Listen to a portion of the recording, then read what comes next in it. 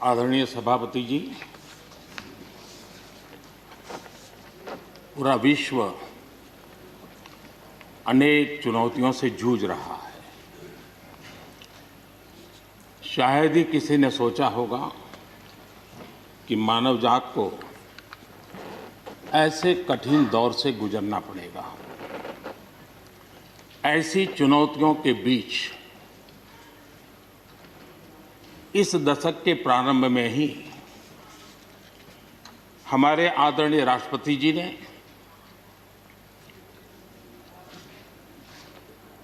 जो संयुक्त सदन में अपना उद्बोधन दिया, वो अपने आप में इस चुनौतियों भरे विश्व में एक नई आशा जगाने वाला, नया उमंग पैदा करने वाला और नया आत्मविश्वास पैदा करने वाला राष्ट्रपति जी का उद्बोधन रहा।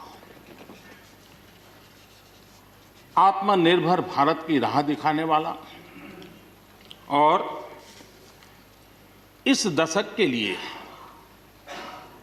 एक मार्ग प्रशस्त करने वाला राष्ट्रपति जी का उद्बोधन रहा। आदरणीय सभापति जी, मैं राष्ट्रपति जी का तहे दिल से आभार व्यक्त करने के लिए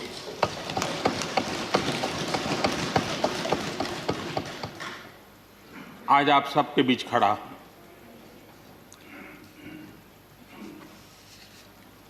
राज्यसभा में करीब 13-14 घंटे तक 50 से अधिक मान्य सदस्यों ने अपने विचार रखे, बहुमूल्य विचार रखे, अनेक पहलुओं पर विचार रखे और इसलिए मैं सभी आदरणीय सदस्यों का हृदयपूर्वक आभार भी व्यक्त करता हूं इस चर्चा को समृद्ध बनाने के लिए। अच्छा होता कि राष्ट्रपति जी का भाषण सुनने के लिए भी सब होते तो लोकतंत्र की गरिमा और बढ़ जाती और हम सबको कभी गिला शिकवा न रहता कि हमने राष्ट्रपति जी का भाषण सुना नहीं था। लेकिन राष्ट्रपति जी के भाषण की ताकत इतनी थी कि न सुनने के बावजूद भी बहुत कुछ बोल पाए। ये अपने आप में उस भाषण की ताकत थी, उन विचारों की ताकत थी, उन आदर्शों की ताकत थी कि जिसके कारण न सुनने के बाद भी बात पहुंच गई। और इसलिए मैं समझता हूं इस भाषण का मूल्य अनेक गुना है। आदरणीय सभापति जी, जैसे मैंने कहा, अनेक चुनौतियों के बीच राष्ट्रपति जी का इस दशक का प्रथम भाषण हुआ। लेकिन ये भी सही है कि जरा पूरे विश्व पटल की तरफ देखते हैं, भारत के युवा मन को देखते हैं, तो ऐसा लगता है कि आज भारत सच्चे अर्थ में एक अवसरों की भूमि है। अनेक अवसर हमारा इंतजार कर रहे हैं और इसलिए जो देश युवा हो, जो देश उत्साह से भरा हुआ हो, जो देश अनेक सपनों को लेकर के संकल्प के साथ सिद्धि को प्राप्त करने के लिए प्रयासरत हो, वो देश इन अवसरों को कभी जाने नहीं दे सकता। हम सब के लिए ये भी एक अवसर है कि हम आज़ादी के 75 वर्ष में प्रवेश कर रहे हैं। ये अपने आप में एक प्रेरक अवसर है। हम जहां भी हो, जिस रूप में हो, मां भारती के संतान के रूप में इस आज़ादी के 75वें पर्व को हमने प्रेरणा का पर्व बनाना चाहिए। देश को आने वाले वर्षों के लिए तैयार करने के लिए कुछ न कुछ कर गुजरने का होना चाहिए। और 2047 में देश जब आज़ादी की शताब्दी मनाए, तब हम देश को कहां तक ले जाएंगे, इन सपनों को बार बार हमने लेते रहना चाहिए। आज पूरे विश्व की नज़र भारत पर है। भारत से अपेक्षाएं भी हैं और लोगों में एक विश्वास भी है कि अगर भारत ये कर लेगा, दुनिया की बहुतेक समस्याओं का समाधान वहीं से हो जाएगा। ये विश्वास आज दुनिया में भारत के लिए पड़ा है।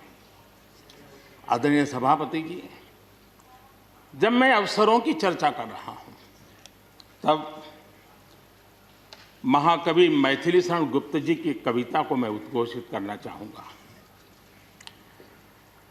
गुप्त जी ने कहा था, अवसर तेरे लिए खड़ा है, अवसर तेरे लिए खड़ा है, फिर भी तू चुपचाप पड़ा है। अवसर तेरे लिए खड़ा है, फिर भी तू चुपचाप पड़ा है।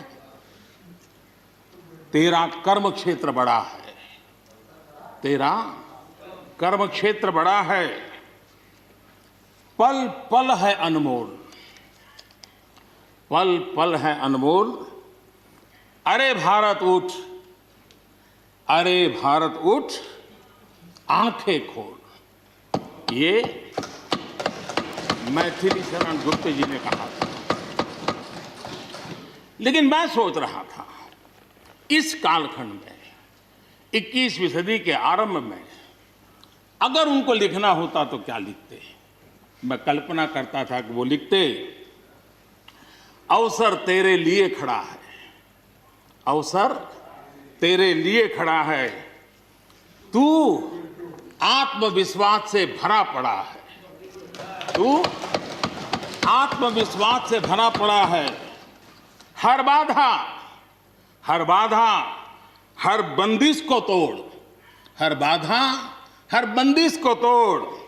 अरे भारत, अरे भारत, आत्मनिर्भरता के पथ पर दौड़, आत्मनिर्भरता के पथ पर दौड़।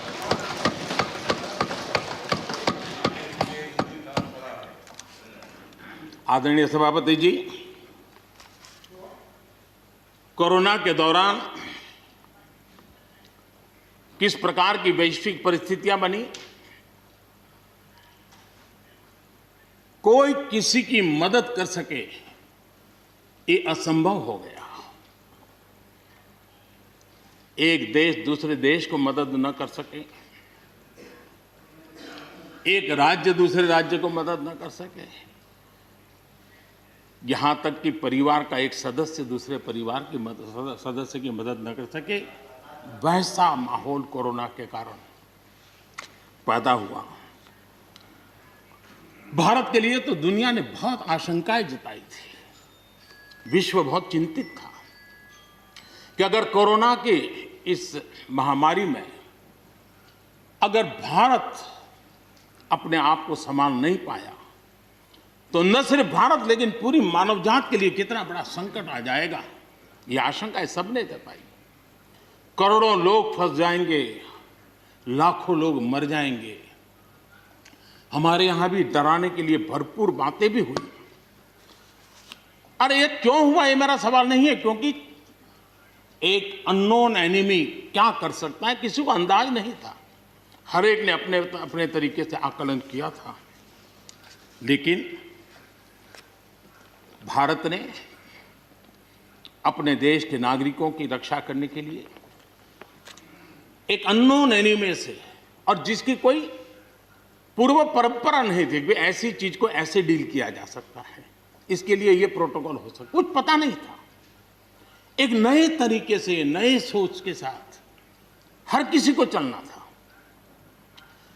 हो सकता है कुछ विद्वान सामर्थ्यवान लोग, उनको कुछ और विचार हो सकता है, लेकिन था ये कि एक अननोन एनिमी था और हमें रास्ते भी खोजने थे, रास्ते बनाने भी थे और लोगों को बचाना भी था।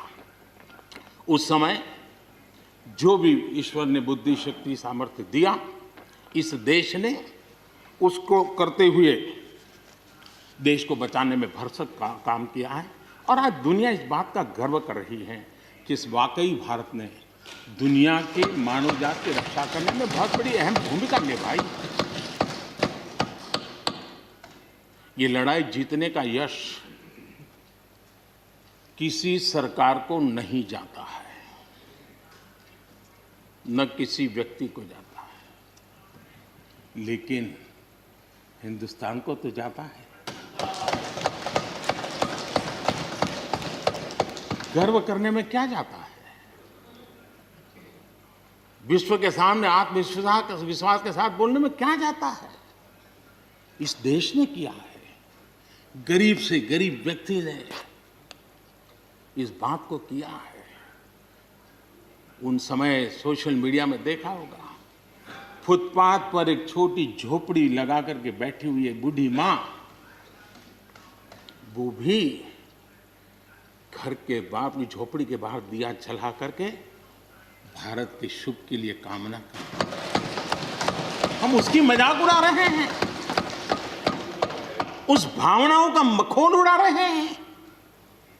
समय है, जिसने कभी स्कूल का दरवाजा नहीं देखा था, उसके मन में भी देश के लिए जो भी दिया जला करके भी देश की सेवा कर सकता हूं तो करूं, इस भाव से किया था।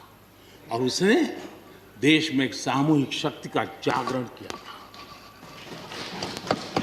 अपनी शक्ति का, सामर्थ्य का परिचय करवाया था। लेकिन उसकी भी मजाक उड़ाने में मजा आ रहा है। विरोध करने के लिए कितने मुद्दे हैं जी, और करना भी चाहिए, लेकिन ऐसी बातों में न उलझे जो देश के मनोबल को तोड़ते हैं, जो देश के सामर्थ्य को नीचा आंकते हैं। इससे कभी लाभ नहीं होता है। हमारे कोरोना वॉरियर्स, हमारे फ्रंटलाइन वर्कर्स, आप कल्पना कर सकते हैं जी, जब चारों तरफ भाई कहीं किसी से कोरोना आ जाएगा तो ऐसे समय ड्यूटी करना, अपनी जिम्मेवारियों को निभाना, ये छोटी चीजें नहीं है। इसका गर्व करना चाहिए, उनका आदर करना चाहिए।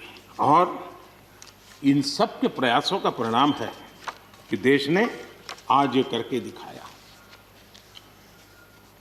हम जरा भूतकाल की तरफ देखें, ये आलोचना के लिए नहीं है, उन स्थितियों को हमने जिया है। कभी चेचक की बात होती थी, कितना भय फैल जाता था, पोलियो कितना डरावना लगता था, उसकी वैक्सीन पाने के लिए क्या क्या मेहनत करनी पड़ती थी, कितनी तकलीफें उठानी पड़ती थी। मिलेगा, कब मिलेगा, कितना मिलेगा, कैसे मिलेगा, कैसे लगाएंगे, एक दिन हमने बिताए हैं। ऐसी स्थिति में उन दिनों को अगर याद करें तो पता चलेगा कि आज जिनको थर्ड वर्ल्ड कंट्रीज में गिना जाता है, वो देश मानव जात के कल्याण के लिए वैक्सीन लेकर के आ जाए। इतने कम समय में मिशन मोड में हमारे वैज्ञानिक भी जुटे रहे। ये मानव जात के इतिहास में भारत के योगदान एक गौरवपूर्ण गाथा है। इसका हम गौरव करें और उसी में से एक नए आत्मविश्वास की प्रेरणा भी जगती है। हमने उस नए आत्मविश्वास की प्रेरणा को जगाने के ऐसे प्रयासों को आज देश गर्व कर सकता है कि दुनिया का सबसे बड़ा टीकाकरण अभियान इसी मेरे देश में चल रहा है। विश्व में तेज गति से टीकाकरण आज कहीं हो रहा है तो इसी हम सब की मां भारती के गोद में हो रहा है। और भारत का ये सामर्थ्य कहां नहीं पहुंचा है। आज कोरोना ने भारत को दुनिया के साथ रिश्तों में एक नई ताकत दी है। जब शुरुआत में कौन सी दवाई काम करेगी, वैक्सीन नहीं थी, तो सारा विश्व का ध्यान भारत की दवाइयों पर गया। विश्व में फार्मेसी के हब के रूप में भारत उभर करके आया। 150 देशों में दवाई पहुंचाने का काम उस संकट काल में भी इस देश ने किया है। मानव जात की रक्षा के लिए हम पीछे नहीं। इतना ही नहीं, इन समय वैक्सीन के संबंध में भी विश्व बड़े गर्व के साथ कहता है कि हमारे पास भारत की वैक्सीन आ गई है, हमारे पास भारत की वैक्सीन आ गई है। हम सबको मालूम है कि दुनिया के बड़े बड़े अस्पताल में भी बड़े बड़े लोग भी जब ऑपरेशन कराने जाते हैं, कोई बड़े मेजर ऑपरेशन के लिए, और ऑपरेशन थिएटर में जाने के बाद प्रक्रिया शुरू होने के पहले उसकी आंखें ढूंढती हैं कि कोई हिंदुस्तानी डॉक्टर है कि नहीं है। और जैसे ही एकाध टीम के अंदर एकाध भी हिंदुस्तानी डॉक्टर दिखता है ना, उसका विश्वास हो जाता है अब ऑपरेशन। ये देश ने कमाया है, इसका हमें गर्व होना चाहिए, और इसलिए इसी गर्व को लेकर के हम आगे बढ़ रहे हैं। इस कोरोना में जैसे वैश्विक संबंधों में भारत ने अपनी एक विशिष्ट पहचान बनाई है, अपना स्थान बनाया है, वैसे ही भारत ने हमारे फेडरल स्ट्रक्चर को इस कोरोना के कालखंड में, हमारी अंतर्भूत ताकत क्या है, संकट के समय हम कैसे मिलकर के काम कर सकते हैं, एक ही दिशा में सब शक्तियां लगा करके हम कैसे प्रयास कर सकते हैं, ये केंद्र और राज्य ने मिलकर के करके दिखाया है। मैं राज्यों को भी, क्योंकि इस सदन में राज्यों की अपनी फ्लेवर होती है, और इसलिए इस सदन में तो मैं विशेष रूप से राज्यों का भी अभिनंदन करता हूं, और कोऑपरेटिव फेडरलिज्म को ताकत देने का काम, इस कोरोना के संकट को अवसर में पलटने का काम हमारे सभी ने किया है, इसलिए सब कोई अभिनंदन के अधिकारी हैं।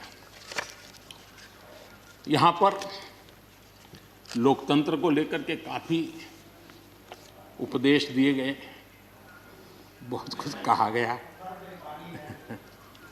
और लेकिन मैं नहीं मानता हूं कि जो बातें बताई गई हैं, देश का कोई भी नागरिक इस पर भरोसा करेगा। भारत का लोकतंत्र ऐसा नहीं है कि जिसकी खाल हम इस प्रकार से उधेड़ सकते हैं।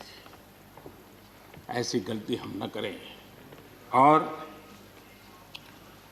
मैं श्रीमान डेरेक जी की बात सुन रहा था, बढ़िया बढ़िया शब्दों का प्रयोग हो रहा था, फ्रीडम ऑफ स्पीच,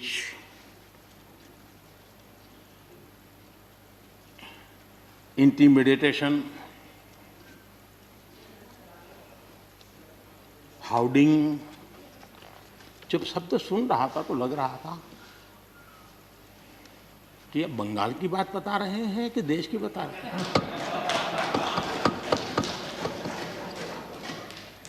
स्वाभाविक है, 24 घंटे वही देखते हैं, वही सुनते हैं, तो वही बात शायद गलती से यहाँ बता दी होगी। कांग्रेस के हमारे बाजवा साहब भी काफ़ी अच्छा बता रहे थे इस बार, और इतना लंबा खींच करके बता रहे थे तो मुझे लग रहा था बस आप थोड़ी देर में ये इमरजेंसी तक पहुंच जाएंगे। मुझे लग रहा था थोड़ी देर में एक कदम बार बाकी है, वो 84 तक पहुंच जाएंगे, लेकिन वो वहां नहीं गए। खैर, कांग्रेस देश को बहुत निराश करती है, आपने भी निराश कर दिया।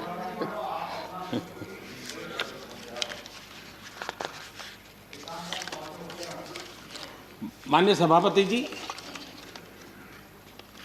मैं एक कोट इस सदन के सामने रखना चाहता हूं, और खास करके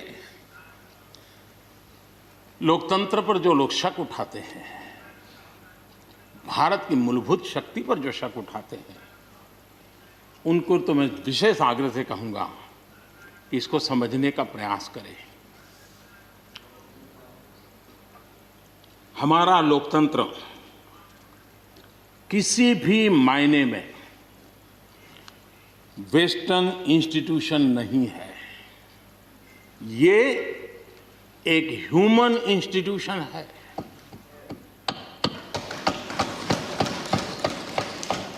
भारत का इतिहास लोकतांत्रिक संस्थानों के उदाहरणों से भरा पड़ा है। प्राचीन भारत में 81 गणतंत्रों का वर्णन हमें मिलता है। आज देशवासियों को भारत के राष्ट्रवाद पर चौतरफा हो रहे हमले से आगाह करना जरूरी है। भारत का राष्ट्रवाद ना तो संकीर्ण है, न स्वार्थी है और ना ही आक्रामक है। ये सत्यम शिवम सुंदरम के मूल्यों से प्रेरित हैं। अनकोट। आदरणीय सभापति जी, ये कोटेशन आजाद हिंद फौज की प्रथम सरकार के प्रथम प्रधानमंत्री नेताजी सुभाष चंद्र बोस।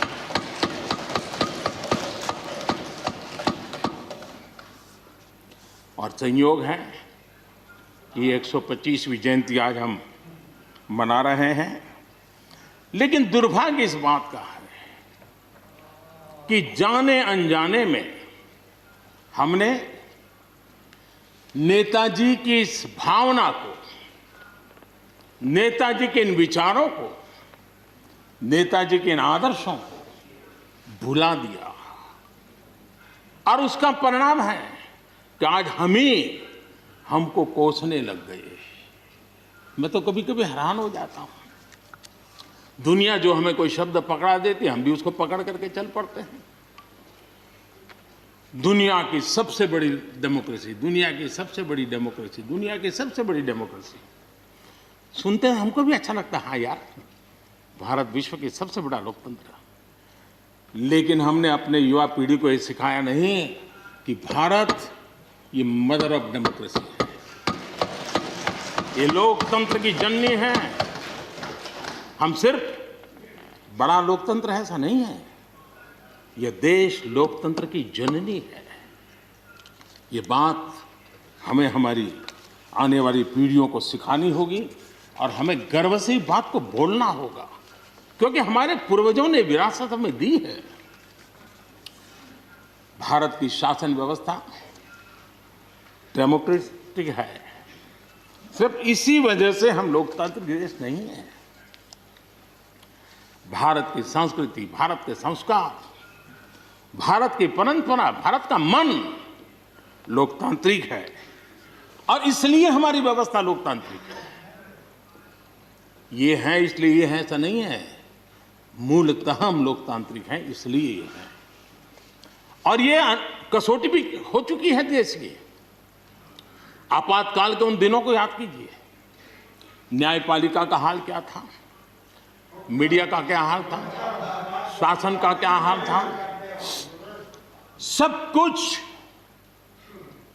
जेल खाने में परिवर्तित हो चुका था, लेकिन इस देश के संस्कार, इस देश का जनमन जो लोकतंत्र के रंगों से रंगा हुआ था, उसको कोई हिला नहीं पाया था। मौका मिलते ही उसने लोकतंत्र को प्रस्थापित कर दिया। ये लोगों की ताकत, ये हमारे संस्कारों की ताकत है, ये लोकतांत्रिक मूल्यों की ताकत है। मुद्दा ये नहीं है कौन सरकार नहीं, मैं उसकी चर्चा नहीं कर रहा हूं। और न ही मैं ऐसी चीजों में अपना समय लगाने के लिए यहां आप लोगों ने मुझे बिठाया है। हमें लोकतांत्रिक मूल्यों की रक्षा करते हुए आगे बढ़ना है। आत्मनिर्भर भारत के संबंध में भी चर्चा हुई। मैं हमारे साथी धर्मेंद्र प्रधान जी के बहुत ही अभ्यासपूर्ण और आत्मनिर्भर भारत की हमारी दिशा क्या है उसका विख्यात विस्तृत उन्होंने बयान किया है। लेकिन एक बात सही है कि आर्थिक क्षेत्र में भी आज भारत की जो एक पहुंच बन रही है,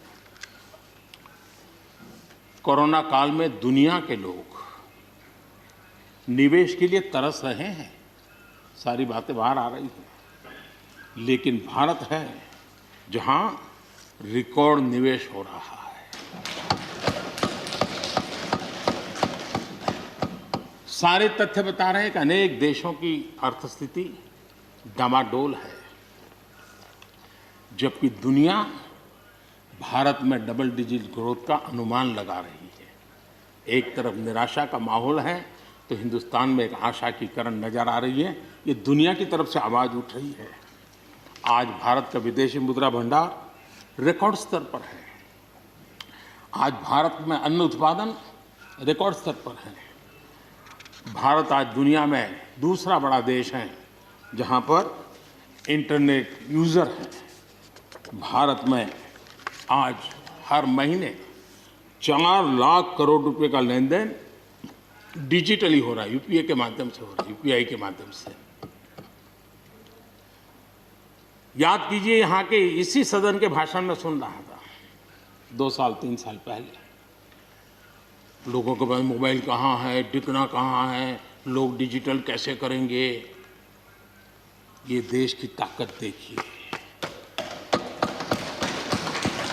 हर महीने 4 लाख करोड़ रुपए भारत मोबाइल फोन के निर्माता के रूप में दुनिया का दूसरा सबसे बड़ा देश बना है। भारत में रिकॉर्ड संख्या में स्टार्टअप्स, यूनिकॉर्न्स, और जिसका विश्व में जय जयकार होने लगा है, इसी धरती पर हमारी युवा पीढ़ी कर रही है। रिन्यूएबल एनर्जी के क्षेत्र में विश्व के पहले 5 देशों में हमने अपनी जगह बना ली है और आने वाले दिनों में हम ऊपर ही चढ़ते जाने वाले हैं। जल हो, थल हो, नभ हो, अंतरिक्ष हो, भारत हर क्षेत्र में अपनी रक्षा के लिए अपने सामर्थ्य के साथ खड़ा है। सर्जिकल स्ट्राइक हो या एयर स्ट्राइक, भारत की कैपेबिलिटी को दुनिया ने देखा है। आदरणीय सभापति जी, 2014 में जब पहली बार मैं इस सदन में आया था, इस परिसर में आया था, और मुझे नेता के रूप में जब चुना गया था, तो मेरे पहले भाषण में मैंने कहा था कि मेरी सरकार गरीबों को समर्पित है। मैं आज दोबारा आने के बाद भी यही बात को दोहरा रहा हूं। और हम न हमारी डायरेक्शन बदली है, न हमने डाइल्यूट किया है, न डाइवर्ट किया है। उसी मिजाज के साथ हम काम कर रहे हैं, क्योंकि इस देश में आगे बढ़ने के लिए हमें गरीबी से मुक्त होना ही होगा। हमें प्रयासों को जोड़ते ही जाना होगा। पहले के प्रयास हुए होंगे तो उसमें और जोड़ना ही पड़ेगा। हम रुक नहीं सकते, जितना कर लिया बहुत है, नहीं रुक सकते, हमें और करना ही होगा।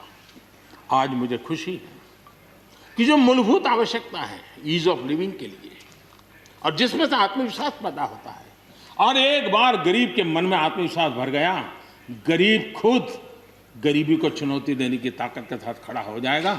गरीब किसी का मदद के मोहताज नहीं रहेगा। तो मेरा अनुभव है, और इसलिए मैं कहता हूँ, मुझे खुशी है 10 करोड़ से ज़्यादा शौचालय बने, 41 करोड़ से ज़्यादा लोगों के बैंक खाते खुले, 2 करोड़ से अधिक गरीबों के घर बने, 8 करोड़ से अधिक मुफ्त गैस के कनेक्शन दिए गए, 5 लाख रुपए तक मुफ्त इलाज गरीब की जिंदगी में एक बहुत बड़ी ताकत बनकर के उभर रही है। ऐसी अनेक योजनाएं जो गरीबों के जीवन में बदलाव ला रही हैं, नया विश्वास पैदा कर रही हैं। आदरणीय सभापति जी, चुनौतियां हैं। अगर चुनौतियां न होती, ऐसा कहीं कुछ नजर नहीं आएगा। दुनिया का समृद्ध में समृद्ध देश, उसको भी चुनौतियां होती हैं। उसकी चुनौती अलग प्रकार की होगी, हमारी चुनौती अलग प्रकार की है। लेकिन तय हमें यह करना है कि हम समस्या का हिस्सा बनना चाहते हैं कि हम समाधान का हिस्सा बनना चाहते हैं। बस ये पतली सी रेखा है। अगर हम समस्या का हिस्सा बने तो राजनीति तो चल जाएगी, लेकिन अगर हम समाधान का माध्यम बनते हैं तो राष्ट्रनीति को 4 चांद लग जाते हैं। और इसलिए हमारा दायित्व है, हमें वर्तमान पीढ़ी के लिए भी सोचना है हमें भावी पीढ़ी के लिए भी सोचना है। समस्या हैं, लेकिन मुझे विश्वास है हम साथ मिलकर काम करेंगे, आत्मविश्वास से काम करेंगे तो हम स्थितियों को भी बदलेंगे और हम इच्छित परिणाम भी प्राप्त कर सकेंगे। ये मेरा पक्का विश्वास है। आदरणीय सभापति जी, सदन में किसान आंदोलन की भरपूर चर्चा हुई है। ज्यादा से ज्यादा समय जो बातें बताई गई वो आंदोलन के संबंध में बताई गई। किस बात को लेकर के आंदोलन है उस पर सब मौन रहे। आंदोलन कैसा है, आंदोलन के साथ क्या हो रहा है, ये सारी बातें बहुत बताई गई, उसका भी महत्व है। लेकिन जो मूलभूत बात है, अच्छा होता कि उसकी विस्तार से चर्चा होती। वैसे हमारे माननीय कृषि मंत्री जी ने बहुत ही अच्छे ढंग से कुछ सवाल भी पूछे हैं। उन सवालों के जवाब तो नहीं मिलेंगे, मुझे खातरी है, लेकिन उन्होंने बहुत ही अच्छे ढंग से इस विषय की इस सदन में चर्चा की है। मैं आदरणीय देवेगौड़ा जी का बहुत आभारी हूं कि उन्होंने इस पूरी चर्चा को एक गांधीर्य दिया और उन्होंने सरकार के जो अच्छे प्रयास है उसकी सराहना भी की, क्योंकि वो किसानों के लिए समर्पित रहे हैं जीवन भर, और उन्होंने इस सरकार के प्रयासों की सराहना भी की और उन्होंने अच्छे सुझाव भी दिए। मैं आदरणीय देवेगौड़ा जी का हृदय से आभार व्यक्त करता हूं। आदरणीय सभापति जी, खेती की मूलभूत समस्या क्या है, उसकी जड़ें कहां है, मैं आज पूर्व प्रधानमंत्री चौधरी चरण सिंह जी ने जो विस्तार से वो बताया था उसी का जिक्र करना चाहता हूं। बहुत लोग हैं जो चौधरी साहब की विरासत संभालने का गर्व करते हैं, वो जरूर इस बात को समझने का शायद प्रयास करेंगे। वो अक्सर 1970-71 जो एग्रीकल्चर सेंसस हुआ था उसका जिक्र उनकी भाषण में हमेशा आता था और उल्लेख करते थे।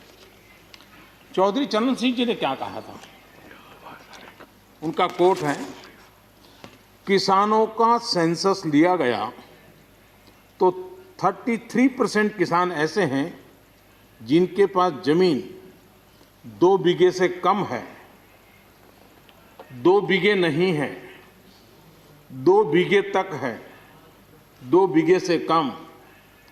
18% जो किसान कहलाते हैं उनके पास 2 बीघे से 4 बीघे जमीन है, यानी आधा हेक्टर से 1 हेक्टर, ये 51% किसान है। ये चाहे कितनी मेहनत करे, अपनी छोटी सी जमीन पर इनकी गुजर ईमानदारी से उसमें हो नहीं सकती। ये चौधरी चरण सिंह जी का कोट है। छोटे किसानों की दयनीय स्थिति चौधरी चरण सिंह जी के लिए बहुत ही हमेशा पीड़ा देती थी और हमेशा उसकी चिंता करते थे। अब हम आगे देखें, ऐसे किसान जिनके पास 1 हेक्टर से भी कम जमीन होती है, 1971 में वे 51% थे, आज 68% हो चुके हैं।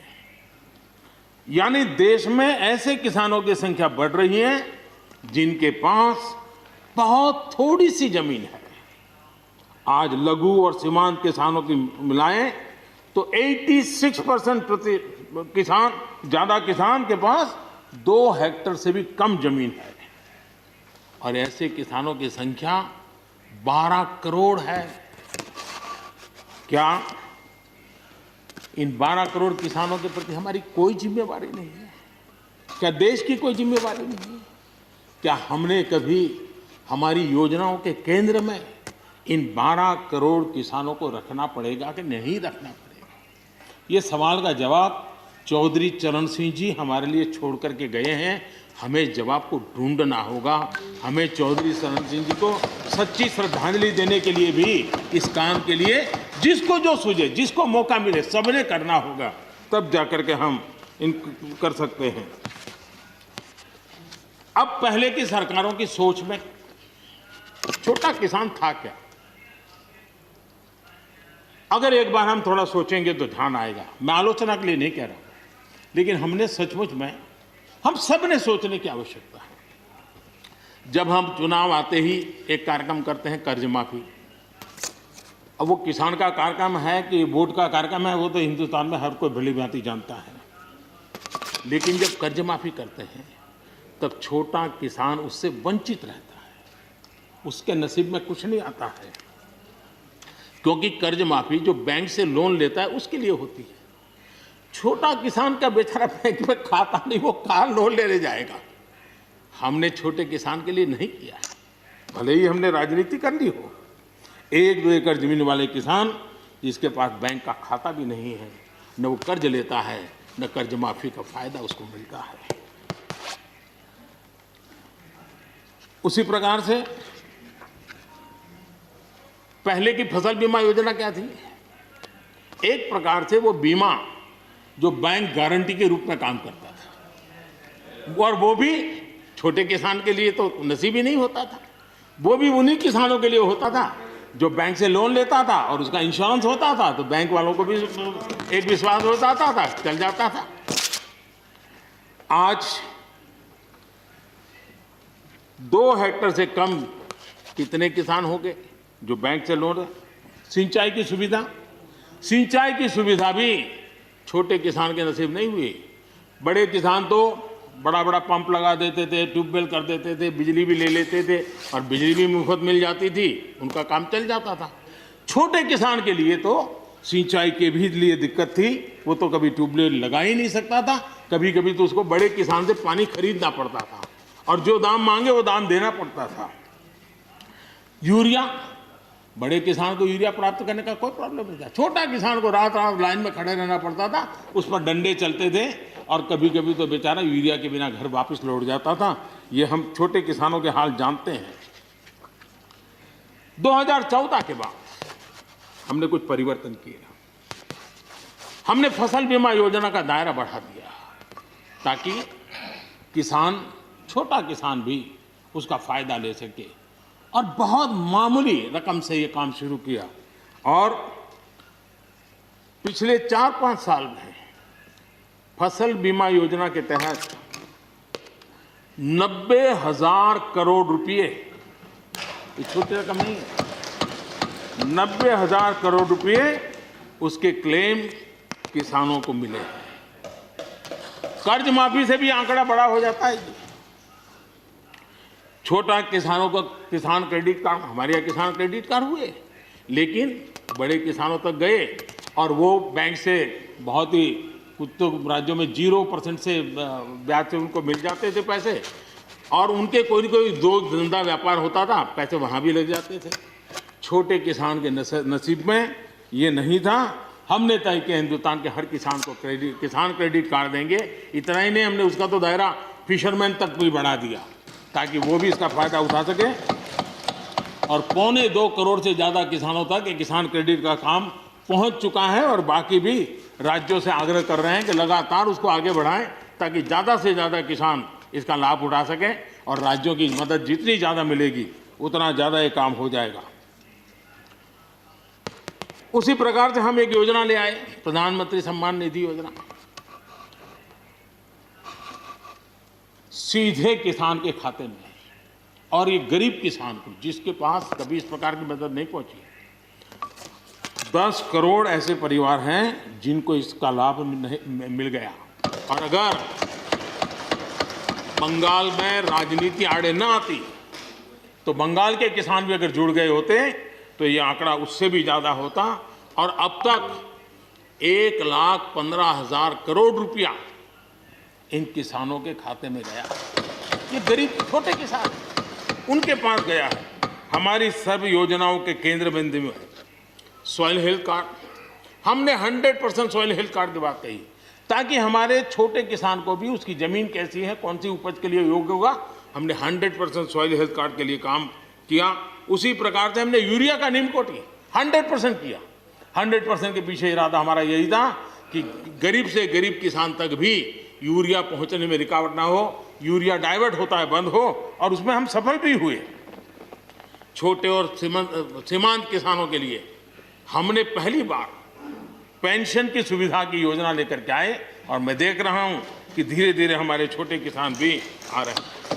उसी प्रकार से प्रधानमंत्री ग्राम सड़क योजना, प्रधानमंत्री ग्राम सड़क योजना ये सिर्फ एक रोड नहीं है, ये किसानों की गांव की जिंदगी को बदलने का एक बहुत बड़े यश रेखा होती है, और इसलिए हमने उस पर भी बल दिया। पहली बार हमने किसान रेल की कल्पना की। छोटा किसान का माल बिकता नहीं था, आज किसान रेल के कारण गांव का किसान रेलवे के माध्यम से मुंबई के बाजार तक अपना माल बेचने लगा, फल सब्जी बेचने लगा है, उसका लाभ ले रहा है, छोटे किसान को फायदा हो रहा है। किसान उड़ान के द्वारा हवाई जहाज से, अब जैसे हमारे नॉर्थ ईस्ट इतनी बढ़िया बढ़िया चीजें, लेकिन ट्रांसपोर्टेशन सिस्टम के अभाव में वहां का किसान हमारा बेनिफिट नहीं ले पाता था, आज उसको किसान उड़ान योजना का लाभ मिल रहा है। छोटे किसानों की परेशानियों से हर कोई परिचित है। समय समय पर उनके सशक्तिकरण की मांग भी उठी है। हमारे आदरणीय शरद पवार जी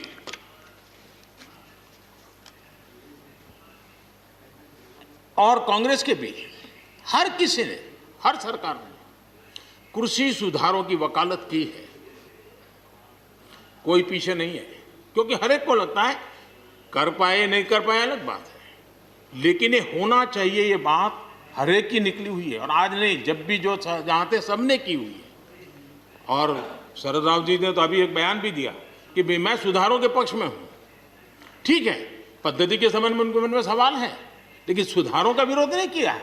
और इसलिए मैं समझता हूं कि हमें इस विषय में हमारे साथी श्रीमान सिंधिया जी ने बहुत ही अच्छे ढंग से कई पहलुओं पर इस कानून को लेकर के यहाँ पर ये सारी बातें पिछले 2 दशक से लगातार चल रही है, हर फोरम में चली है। ऐसा नहीं है कि कोई हमारे आने के बाद हर ने कहा है, और हर एक को लगा कि अब समय आ गया, हो जाए, अब समय आ गया। ये ठीक है, फुट स्टॉप कॉमा कोई इधर उधर हो सकता है, कोई ये दावा नहीं कर सकता है कि भाई हमारे समय की सोच बहुत ही बढ़िया थी। मैं भी दावा नहीं कर सकता हूं कि हमारे समय की सोच बढ़िया है, 10 साल के बाद कोई नई सोच आ ही नहीं सकती। ऐसा नहीं होता है जी। ये समाज जीवन परिवर्तनशील होता है। आज के समय हमें जो ठीक लगा, चलो चले, आगे सुधार करेंगे, नई चीजों को जोड़ेंगे। यही तो प्रगति का रास्ता होता है जी। रुकावटें डालने से प्रगति कहां होती है जी। और इसलिए, लेकिन मैं हैरान हूं, अचानक यू टर्न ले लिया भाई, ऐसा क्यों किया? ठीक है, आप आंदोलन के मुद्दों को लेकर के इस सरकार को घेर लेते, लेकिन साथ साथ किसानों को भी कहते हैं कि भाई बदलाव बहुत जरूरी है, बहुत साल हो गए, अब नई चीजों को लेना पड़ेगा, तो देश आगे बढ़ता है। लेकिन अब मुझे लगता है कि राजनीति इतनी हावी हो जाती है कि अपने ही विचार छूट जाते हैं। लेकिन जो ये सब कर रहे हैं अच्छा है। आदरणीय डॉक्टर मनमोहन सिंह जी यहाँ मौजूद है, मैं उन्हीं का एक कोट आज पढ़ना चाहता हूँ। हो सकता है जो यू टर्न कर रहे हैं वो मेरी बात माने या न माने, मनमोहन सिंह जी की तो बात जरूर मानेंगे। There are other rigidities because of the whole marketing regime set up in the 1930s, which prevent our farmers from selling their produce where they get the highest rate of return. It is our intention to remove all those handicaps which come in the way of India realizing its vast potential as one large common market. ये आदरणीय मनमोहन सिंह जी का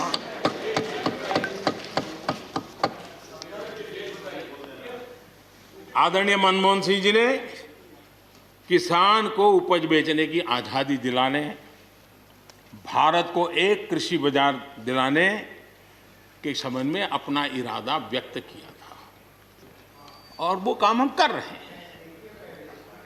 और मुझे आप लोगों को गर्व होना चाहिए कि देखिए, मनमोहन सिंह जी ने कहा था वो मोदी को करना पड़ रहा है। गर्व कीजिए।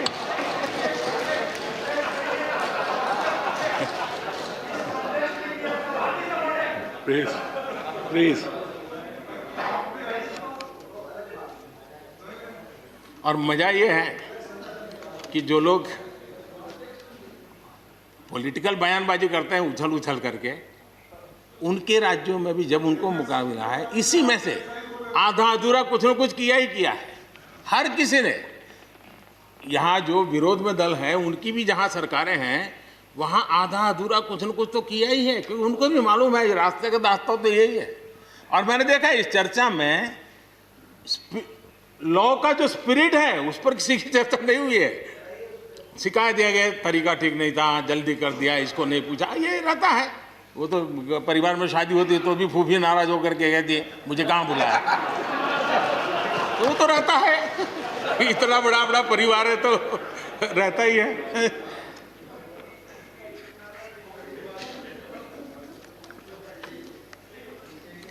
हम कुछ और बातों की ओर भी ध्यान दें।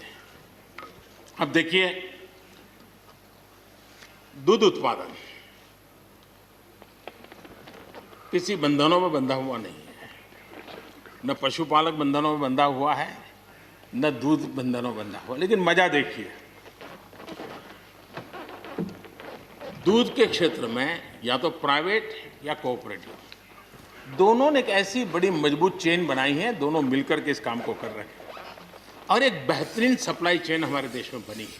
इसको हमने जो अच्छा है उसको, और ये मेरे काल में नहीं बना है, आप भी इसका गर्व कर सकते हैं, मेरे काल से पहले बना हुआ है, हमें गर्व करना चाहिए। फल सब्जी से जुड़े व्यवसाय में ज्यादातर बाजारों का सीधा संपर्क रहता है, बाजारों की दखल हट गई है, इसका लाभ मिल रहा है। क्या डेयरी वाले, फल सब्जी खरीदने वाले उद्यमी, पशुपालकों की किसान, क्या जमीन पर कब्जा हो जाता है उनका, पशुपालन पर, पशु पे कब्जा हो जाता है? नहीं होता, दूध बिकता है, पशु नहीं बिकता है जी। हमारे देश में डेयरी उद्योग का योगदान कृषि अर्थव्यवस्था के कुल मूल्य में 28% से भी ज्यादा है। यानी इतना बड़ा हम एग्रीकल्चर की चर्चाएं करते हैं, इस पहलू को हम भूल जाते हैं। 28% कंट्रीब्यूशन है और करीब करीब 8 लाख करोड़ रुपयों का कारोबार है। जितने रुपये का दूध होता है उसका मूल्य अनाज और दाल दोनों मिला ले तो उससे ज्यादा है। हम कभी इस तरफ देखते ही नहीं है। पशुपालकों को पूरी आजादी, अनाज और दाल पैदा करने वाले छोटे और सीमांत किसानों को जैसे पशुपालक को आजादी मिली है, इनको आजादी क्यों नहीं मिलनी चाहिए? और इन सवालों के जवाब हम ढूंढेंगे तो हम सही रास्ते पर चलेंगे। आदरणीय सभापति जी, ये बात सही है, जैसा हम लोगों की स्वभाव रहा है, घर में भी थोड़ा सा भी परिवर्तन करना हो तो घर में भी एक तनाव शुरू है। चेयर यहाँ क्यों रखी, टेबल यहाँ क्यों रखा, घर में भी होता है। इतना बड़ा देश है और जिस प्रकार की परंपराओं से हम पले बड़े हैं, तो ये मैं स्वाभाविक मानता हूँ। जब भी कोई नई चीज़ आती है तो थोड़ा बहुत रहता ही हमारे यहाँ, क्योंकि असमंजस की स्थिति भी रहती है। लेकिन जरा वो दिन याद कीजिए जब हरित क्रांति की बातें होती थी। हरित क्रांति के समय जो कृषि सुधार हुए, तब भी जो आशंकाएं हुई, जो आंदोलन हुए, ये वेल डॉक्यूमेंटेड है और ये देखने जैसा है। कृषि सुधार के लिए सख्त फैसले लेने के उस दौर में शास्त्री जी का हाल ये था कि अपने साथियों में से कोई कृषि मंत्री बनने को तैयार नहीं होता था, क्योंकि लगता था कि ऐसा है हाथ जल जाएंगे और किसान नाराज हो जाएंगे तो मेरी तो राजनीति समाप्त हो जाएगी। ये शास्त्री जी के समय की घटनाएं हैं। और अंत में शास्त्री जी को सी सुब्रमण्यम जी को कृषि मंत्री बनाना पड़ा था और उन्होंने रिफॉर्म्स की बातें की। योजना आयोग ने भी उसका विरोध किया था। मजा देखिए, योजना आयोग ने भी विरोध किया था। वित्त मंत्रालय सहित पूरी कैबिनेट के अंदर भी विरोध का स्वर उठा था। लेकिन देश की भलाई के लिए शास्त्री जी आगे बढ़े और लेब पार्टी जो आज भाषा बोलते हैं ना, वही उस समय बोलते थे। वो यही कहते हैं, अमेरिका के इशारे पर शास्त्री जी ये कर रहे हैं, अमेरिका के इशारे पर कांग्रेस ये कर रही है। सारा चीज जितना आज मेरे खाते में जमा है ना, वो पहले आपके यहाँ बैंक में अकाउंट में था। सब कुछ अमेरिका के एजेंट कह दिया जाता था हमारे नेता, कांग्रेस के नेताओं को। ये सब कुछ लेफ्ट वाले जो आज भाषा बोलते हैं, वो उस समय भी उन्होंने यही भाषा बोली थी। कृषि सुधारों को छोटे किसानों को बर्बाद करने वाला बताया गया था। देश भर में हजारों प्रदर्शन आयोजित हुए थे, बड़ा मूवमेंट चला था। इसी माहौल में भी लाल बहादुर शास्त्री जी और उसके बाद की सरकार जो करती रही, उसी का परिणाम है कि जो हम कभी PL 480 मंगवा करके खाते थे, आज देश अपने किसान ने अपनी मिट्टी से पैदा की चीजों को खाता है।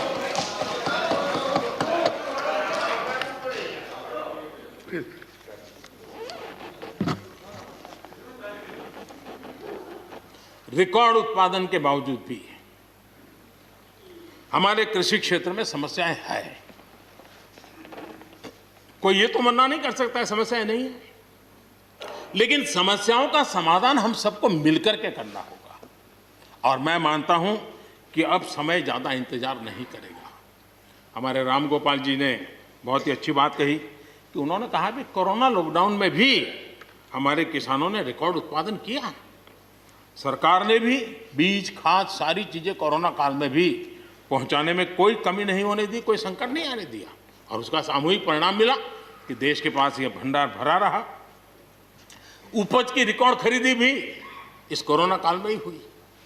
तो मैं समझता हूं कि हमने नए नए उपाय खोज करके आगे बढ़ना होगा। और जैसा मैंने कहा, कोई भी हम कई कानून है, हर कानून में 2 साल 5 साल के बाद, कभी 2 महीने 2-3 महीने के बाद सुधार करते ही करते हैं।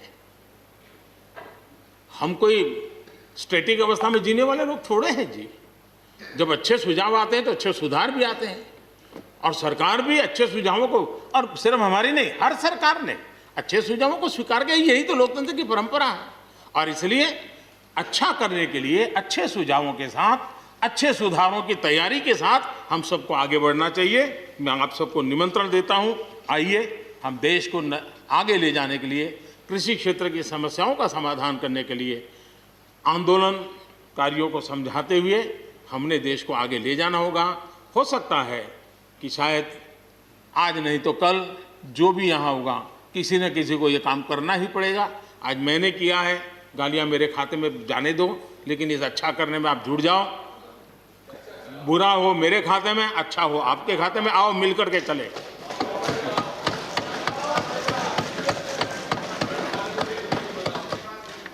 और मैं लगातार, हमारे कृषि मंत्री जी लगातार किसानों से बातचीत कर रहे हैं, लगातार मीटिंगें हो रही हैं, और अभी तक कोई तनाव पैदा नहीं हुआ है। एक दूसरे की बात को समझने का, समझाने का प्रयास चल रहा है। और हम लगातार आंदोलन से जुड़े लोगों से प्रार्थना करते हैं कि आप आंदोलन करना आपका हक है, लेकिन इस प्रकार से बुजुर्ग लोग वहाँ बैठे, ये ठीक नहीं है। आप उनको सबको ले जाइए, आप आंदोलन को खत्म कीजिए। आगे बढ़ने के लिए मिल बैठ करके चर्चा करेंगे, रास्ता खुले है। ये सब हमने कहा है। मैं आज भी इस सदन से माध्यम से भी निमंत्रण देता हूँ। आदरणीय सभापति जी, ये बात निश्चित है, हमारी खेती को खुशहाल बनाने के लिए फैसले लेने का ये समय है। इस समय को हमने गंवा नहीं देना चाहिए। हमें आगे बढ़ना चाहिए, देश को पीछे नहीं ले जाना चाहिए।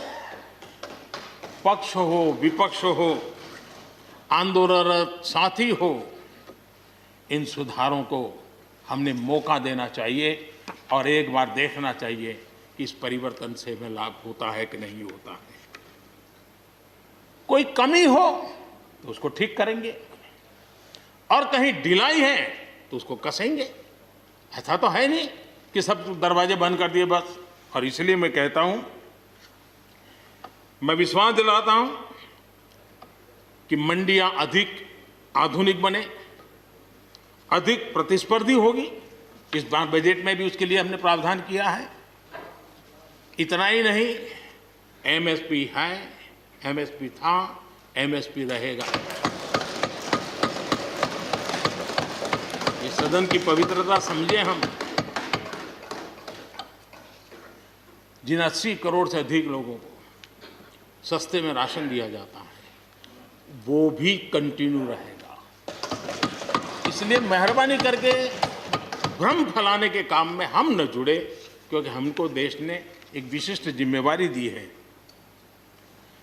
किसानों की आय बढ़ाने के जो दूसरे उपाय हैं, उन पर भी हमें बल देने की जरूरत है। आबादी बढ़ रही है, परिवार के अंदर सदस्यों की संख्या बढ़ रही है, जमीन के टुकड़े छोटे होते जा रहे हैं। ऐसी स्थिति में हमें कुछ न कुछ ऐसा करना ही होगा ताकि किसानी पर बोझ कम हो और हमारे किसान के परिवार के लोग भी रोजी रोटी कमाने के लिए, उनके लिए हम और अवसर उपलब्ध करा सकें। इनकी तकलीफों को दूर करने के लिए हमने काम करना होगा। और मैं मानता हूं कि हम अगर देर कर देंगे, हम अगर अपने ही राजनीतिक समीकरणों में फंसे रहेंगे, तो हम किसानों को अंधकार की तरफ धकेल देंगे। कृपा करके हमें किसानों के उज्जवल भविष्य के लिए इससे बचना चाहिए। मैं सबसे प्रार्थना करता हूं, हमें इस बात की चिंता करनी होगी।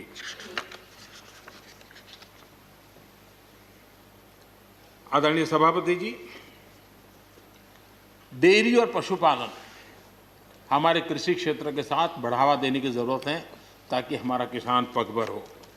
उसी प्रकार इसी काम के लिए हमने फूट एंड माउथ डिसीज के लिए एक बहुत बड़ा अभियान चलाया है ताकि वो किसान को या पशुपालक जो बाय एंड लार्ज किसानी से जुड़ा हुआ रहता है उसको भी लाभ होगा।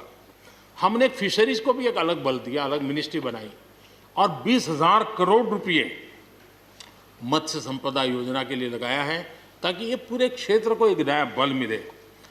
स्वीट रिवॉल्यूशन, भारत में बहुत संभावनाएं हैं और इसलिए भारत ने किसान, उसके लिए बहुत जमीन की जरूरत नहीं है, अपने ही खेत के कोने में वो कर दें तो भी साल में 40,000, 50,000, लाख रुपया, 2 लाख रुपया कमा लेगा वो।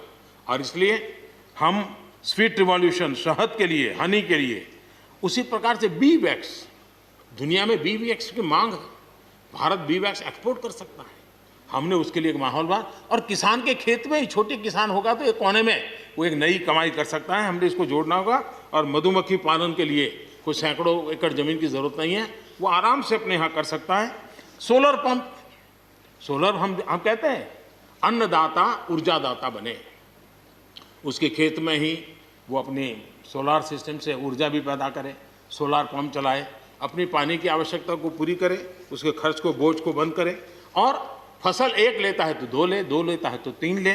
क्रॉप पैटर्न में बदल करना है तो बदल कर सके, उसकी दिशा में हम जा सकते हैं। और एक बात है, भारत की ताकत ऐसी समस्याओं के समाधान करने की और नए रास्ते खोजने की रही है, आगे भी खुलेंगे। लेकिन कुछ लोग हैं जो भारत अस्थिर रहे, अशांत रहे, इसे लगातार कोशिशें कर रहे हैं। हमें इन लोगों को जानना होगा। हम ये न भूलें कि पंजाब के साथ क्या हुआ। जब बंटवारा हुआ, सबसे ज्यादा भुगतना पड़ा पंजाब को। जब 84 के दंगे हुए, सबसे ज्यादा आंसू बहे पंजाब के, सबसे ज्यादा दर्दनाक घटनाओं का शिकार होना पड़ा पंजाब को। जो जम्मू कश्मीर में हुआ, निर्दोषों को मौत के घाट उतार दिया गया। जो नॉर्थ ईस्ट में होता रहा, आए दिन बम, बंदूक और गोलियों का कारोबार चलता रहा। ये सारी चीजों ने देश को किसी न किसी रूप में बहुत नुकसान किया है। इसके पीछे कौन ताकतें हैं, हर समय हर सरकारों ने इसको देखा है, जाना है, परखा है। और इसलिए हमें उस जज्बे से इन सारी समस्याओं के समाधान के लिए हम तेजी से आगे बढ़े और हम ये न भूलें कि कुछ लोग हमारे खास करके पंजाब के, खास करके सिख भाइयों के दिमाग में गलत चीजें भरने में लगे हैं। ये देश हर सिख के लिए गर्व करता है। देश के लिए क्या कुछ नहीं किया इन्होंने, उनका जितना हम आदर करें उतना कम है। गुरुओं की महान परंपरा को, और मेरा भाग्य रहा है मुझे पंजाब की रोटी खाने का अवसर मिला है। मैं जिंदगी में बहुत महत्वपूर्ण वर्ष पंजाब में बिताए हैं, इसलिए मुझे मालूम है।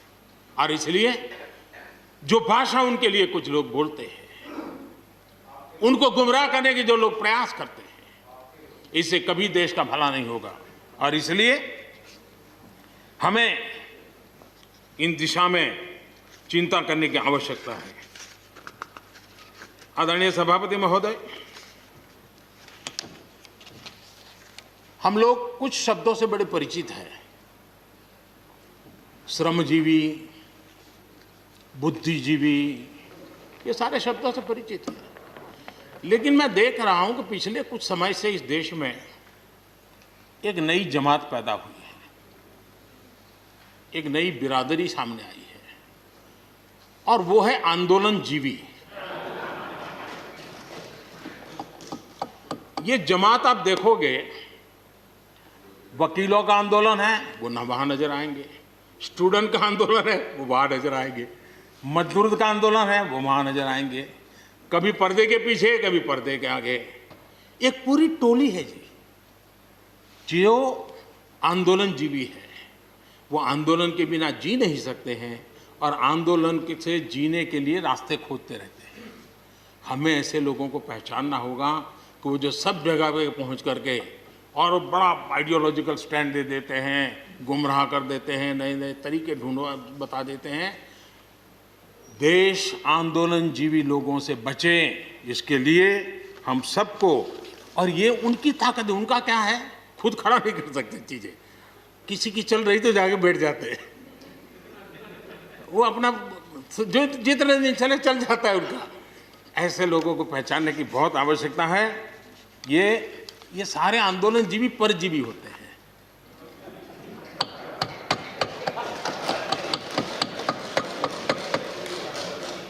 और यहां पर सब लोगों को मेरी बात से आनंद इसलिए होगा कि आप जहां जहां सरकारें चलाते होंगे, आपको भी ऐसे परजीवी आंदोलनजीवियों का अनुभव होता हो। और इसलिए उसी प्रकार से एक नया मैं चीज देख रहा हूं। देश प्रगति कर रहा है, हम एफडीआई की बात कर रहे हैं, फॉरेन डायरेक्ट इन्वेस्टमेंट। लेकिन मैं देख रहा हूं इन दिनों एक नया एफडीआई मैदान में आया है। ये नए एफडीआई से देश को बचाना है जी। एफडीआई चाहिए, फॉरेन डायरेक्ट इन्वेस्टमेंट। लेकिन ये जो नया एफडीआई नजर का आ रहा है, ये नए एफडीआई से जरूर बचना होगा। और ये नया एफडीआई है foreign direct destructive ideology, foreign destructive ideology. और इसलिए इस एफडीआई से देश को बचाने के लिए हमने और जागरूक रहने की जरूरत है। आदरणीय सभापति जी, हमारे देश के विकास के लिए ग्रामीण अर्थव्यवस्था, इसका अपना एक मूल्य है। ग्रामीण अर्थव्यवस्था हमारे आत्मनिर्भर भारत का एक अहम स्तंभ है। आत्मनिर्भर भारत ये किसी सरकार का कार्यक्रम नहीं हो सकता है और होना भी नहीं चाहिए। ये 130 करोड़ देशवासियों के संकल्प होने चाहिए। हमें गर्व होना चाहिए और इसमें कोई दुविधा नहीं होनी चाहिए। और महात्मा गांधी जैसे महापुरुषों ने हमें यही रास्ता दिखाया था। अगर हम वहां से थोड़े हट गए हैं तो वापस उस पटरी पर आने की जरूरत है और आत्मनिर्भर भारत के रास्ते पर हमको बढ़ना ही होगा। गांव और शहर की खाई को अगर हमें बांटना है तो उसके लिए भी हमें आत्मनिर्भर भारत की ओर बढ़ना ही होगा। और मुझे विश्वास है कि हम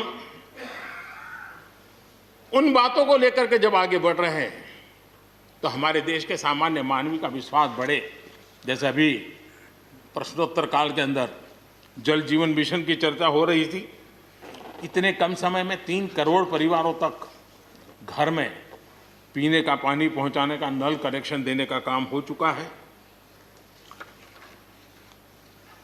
आत्मनिर्भरता तभी संभव जब अर्थव्यवस्था में सभी की भागीदारी हो। हमारी सोनल बहन ने अपने भाषण में बहनों बेटियों की भागीदारी पर फोकस करने की उन्होंने विस्तार से चर्चा की।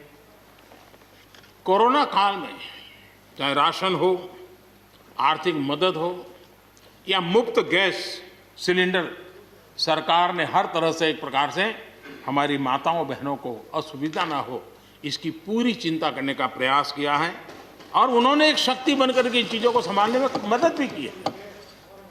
जिस तरह इस मुश्किल परिस्थिति में हमारे देश की नारी शक्ति ने बड़े धैर्य के साथ परिवार को संभाला, परिस्थितियों को संभाला है, कोरोना के इस लड़ाई में हर परिवार की मातृशक्ति की बहुत बड़ी भूमिका रही है और उनका मैं जितना धन्यवाद करूं उतना कम।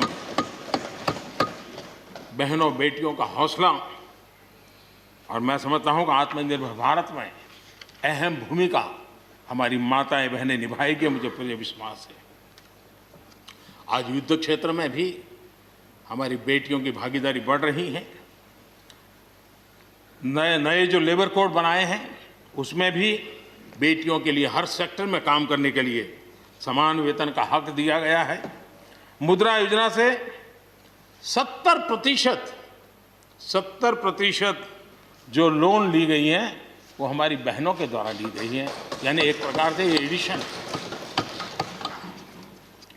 करीब 7 करोड़ महिलाओं की सहभागिता से 60 लाख से ज़्यादा सेल्फ हेल्प ग्रुप आज आत्मनिर्भर भारत के प्रयासों को एक नई ताकत दे रहे हैं। भारत की युवा शक्ति पर हम जितना जोर लगाएंगे, हम जितने अवसर उनको देंगे, मैं समझता हूं कि वो हमारे देश के लिए, भविष्य के लिए, उज्जवल भविष्य के लिए एक मजबूत नींव बनेंगे। जो राष्ट्रीय एजुकेशन पॉलिसी आई है, उस राष्ट्रीय एजुकेशन पॉलिसी में भी हमारी युवा पीढ़ी के लिए नए अवसर देने का प्रयास हुआ है और मुझे खुशी है कि एक लंबा अरसे समय गया एजुकेशन पॉलिसी पर चर्चा में, लेकिन उसकी स्वीकृति जिस प्रकार से देश में हुई है, एक नया विश्वास पैदा किया है और मुझे विश्वास है कि ये नई एजुकेशन पॉलिसी, नई राष्ट्रीय शिक्षा नीति हमारे देश के लिए एक नए तरीके से पढ़ने का विचार दिखा आगे। हमारा एमएसएमई सेक्टर, रोजगार के सबसे ज़्यादा अवसर एमएसएमई सेक्टर को मिल रहे हैं और जब कोरोना काल में जो स्टिमुलस की बात हुई उसमें भी एमएसएमई पर पूरा ध्यान दिया गया और उसी का परिणाम है कि आर्थिक रिकवरी में आज हमारे एमएसएमई बहुत बड़ी भूमिका निभा रहे हैं और हम इसको आगे बढ़ा रहे हैं। हम लोग प्रारंभ से सबका साथ, सबका विकास, सबका विश्वास का मंत्र लेकर के चल रहे हैं और उसी का परिणाम है कि नॉर्थ ईस्ट हो या नक्सल प्रभावित क्षेत्र, धीरे धीरे वहाँ हमारी समस्याएं कम होती जा रही हैं और समस्याएं कम होने के कारण, सुख और शांति का अवसर पैदा होने के कारण विकास की मुख्य धारा में ये हमारे सभी साथियों को आने का अवसर मिल रहा है और भारत के उज्जवल भविष्य में ईस्टर्न इंडिया बहुत बड़ी भूमिका निभाएगा, ये मैं साफ देख रहा हूँ और उसको हम पूरी मजबूती से काम रहे।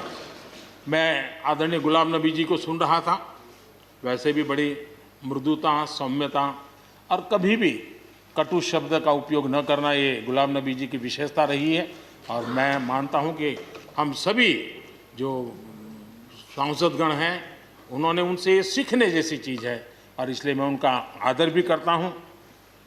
और उन्होंने जम्मू कश्मीर में जो चुनाव हुए उसकी तारीफ की। उन्होंने कहा कि बहुत लंबे समय से, और उन्होंने ये भी कहा कि मेरे दिल में जम्मू कश्मीर विशेष है और स्वाभाविक भी है, उनके दिल में ये होना, पूरे हिंदुस्तान के दिल में जम्मू कश्मीर उसी भाव से भरा पड़ा हुआ है। जम्मू कश्मीर आत्मनिर्भर बनेगा उस दिशा में हमारा, वहाँ पंचायत के चुनाव हुए, बीडीसी के चुनाव हुए, डीडीसी के चुनाव हुए और इन सब की सराहना गुलाम नबी जी ने की है।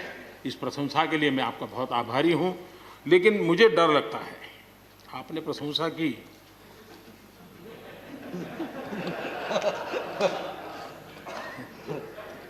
मुझे विश्वास है कि आपकी पार्टी वाले इसको उचित स्पिरिट में लेंगे,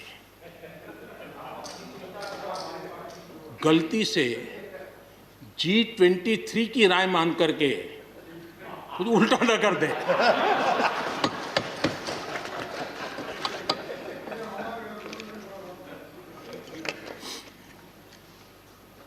आदरणीय सभापति महोदय, कोरोना के चुनौतीपूर्ण दौर में सीमा पर भी चुनौती देने की कोशिश हुई। हमारे वीर जवानों के हौसले और कुशलता ने सटीक जवाब दिया है और हर हिंदुस्तानी को इस बात का गर्व होना चाहिए। मुश्किल परिस्थितियों में भी हमारे जवान डट करके खड़े रहे हैं। तमाम साथियों ने भी हमारे जवानों के शौर्य की सराहना की है, मैं उनका आभारी हूं। LAC पर जो स्थिति बनी है उस पर भारत का रुख बहुत स्पष्ट है और देश इसको भली भांति देख भी रहा है और गर्व भी कर रहा है। बॉर्डर इंफ्रास्ट्रक्चर और बॉर्डर सिक्योरिटी को लेकर हमारी प्रतिबद्धता में किसी प्रकार की ढील आने का सवाल ही नहीं होता है, गुंजाइश ही नहीं है। और जो लोग हमारा लालन पालन और हमारे विचारों का हमारा उछेर देखते हैं वो कभी इस विषय में हमें सवाल ही नहीं करेंगे। उनको मालूम है हम इसके लिए डटे हुए रहने वाले लोग हैं और इसलिए हम इन विषयों में कहीं पर भी पीछे नहीं हैं।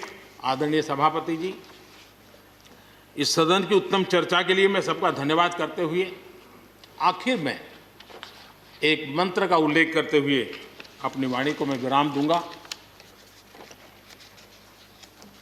हमारे यहाँ वेदों में एक महान विचार प्राप्त होता है और हम सब के लिए 130 करोड़ देशवासियों के लिए ये मंत्र अपने आप में बहुत बड़ी प्रेरणा है।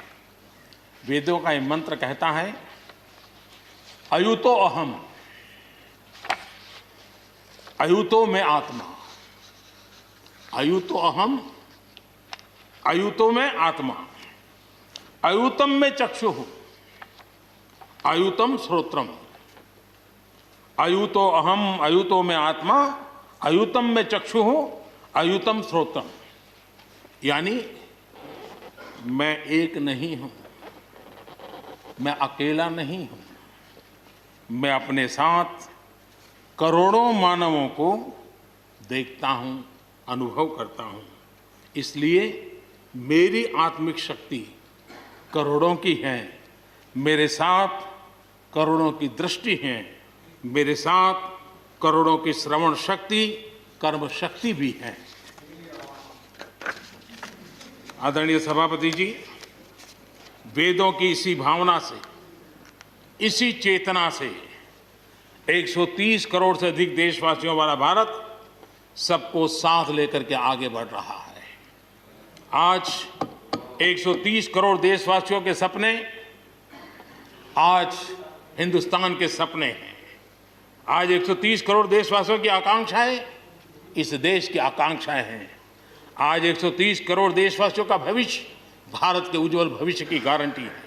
और इसलिए आज जब देश नीतियां बना रहा है, प्रयास कर रहा है, तो वो केवल तत्कालीन हानि लाभ के लिए नहीं, लेकिन एक लंबे दूरगामी और 2047 में देश जब आज़ादी का शतक मनाएगा तब देश को नई ऊंचाइयों पर ले जाने के सपनों को लेकर के नींव रखी जा रही है। और मुझे विश्वास है कि इस काम को हम पूरा करने में अवश्य सफल होंगे। मैं फिर एक बार आदरणीय राष्ट्रपति जी के उद्बोधन के लिए मैं उनका आदरपूर्वक धन्यवाद करते हुए, उनका अभिनंदन करते हुए, सदन में भी जिस तरह चर्चा हुई, और मैं सच बताता हूँ, चर्चा का स्तर भी अच्छा था, वातावरण भी अच्छा था। ये ठीक है कि इससे कितने लाभ होते हैं, मुझ पर भी कितना हमला हुआ, हर प्रकार से जो भी कहा जा सकता है कहा, लेकिन मुझे बहुत आनंद हुआ कि मैं कम से कम आपके काम तो आया। देखिए, आपके मन में एक तो कोरोना के कारण ज़्यादा जाना आना होता नहीं होगा, फंसे रहते होंगे और घर में भी खिचपिच चलती होगी। अब इतना गुस्सा यहाँ निकाल दिया तो आपका मन कितना हल्का हो गया, आप घर के अंदर कितनी खुशी चैन से समय बिताते होंगे। तो ये आनंद जो आपको मिला है, इसके लिए मैं काम आया, ये भी मैं अपना सौभाग्य मानता हूँ और मैं चाहूंगा ये आनंद लगातार लेते रहिए, चर्चा करते रहिए, लगातार चर्चा करते रहिए, सदन को जीवंत बनाते रखिए। मोदी है, मौका लीजिए। बहुत बहुत धन्यवाद।